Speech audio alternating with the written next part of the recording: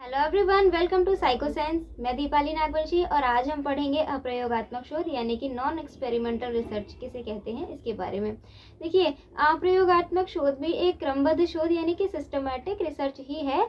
But इसमें क्या होता है ना, जो स्वतंत्र चर होते हैं उसमें जोड़ तोड़ किया जाना संभव नहीं होता है, या हमारा जो सब्जेक्ट है, जो हमारा विषय है, टॉपिक है, उसका स्वरूप ही कुछ ऐसा होता है, या तो उसमें जोड़ तोड़ पहले से किया गया होता है या फिर उसमें जोड़ तोड़ किया जाना संभव ही नहीं होता है।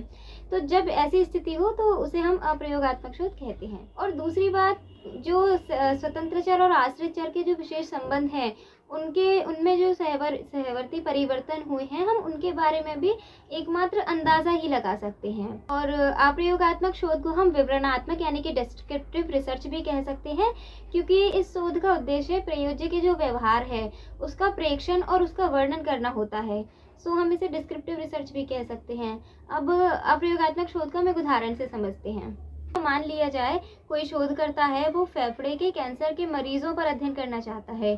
तो वो सभी मरीजों का एक क्रमबद्ध अध्ययन करेगा, सबका प्रेक्षण लेगा। उसके बाद वो एक निष्कर्ष पर पहुंचेगा कि फेफड़े के कैंसर का कारण क्या है। एक तो जो पुरानी खांसी होती है, क्रोनिक एक चिरकालिक खांसी, उसके कारण होता है, और दूसरा जो धूम्रपान है उसके कारण होता है।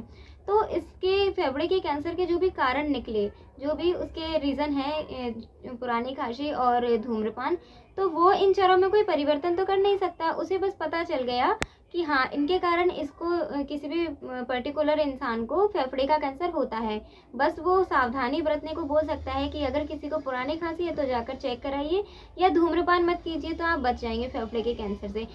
इस उदाहरण में फेफड़ों का कैंसर आश्रित चर है और जो पुरानी खांसी है वो है स्वतंत्र चर। ठीक है, तो इनमें कोई भी प्रत्यक्ष नियंत्रण शोधकर्ता नहीं कर सकता है। देखिए, अगर हम परिभाषा की बात करें तो कर्लिंगर ने अपनी परिभाषा दी है। अप्रयोगात्मक शोध एक ऐसा अनुभव सिद्ध शोध है जिसमें वैज्ञानिक का स्वतंत्र चरों पर सीधा सीधा कोई नियंत्रण नहीं रहता है, क्योंकि उनकी अभिव्यक्ति या तो पहले से हो चुकी होती है या फिर उनका स्वाभाविक कुछ ऐसा होता है जिसमें जोड़ तोड़ करने योग्य होते ही नहीं है। वो आश्रित तथा स्वतंत्र चरों के बीच सहवर्ती परिवर्तनों के आधार पर इन चरों के बीच संबंधों के बारे में बिना किसी तरह के प्रत्यक्ष हस्तक्षेप के हम सिर्फ अंदाजा लगाया जा सके। प्रयोगात्मक शोध के टोटल 6 प्रकार हैं। पहला है क्षेत्र अध्ययन, दूसरा है केस अध्ययन, तीसरा है एक्स पोस्ट फैक्टो शोध, चौथा है पुरालेख शोध, एंड पांचवा है हमारा प्रेक्षणात्मक अध्ययन, और छठवा है सर्वे शोध।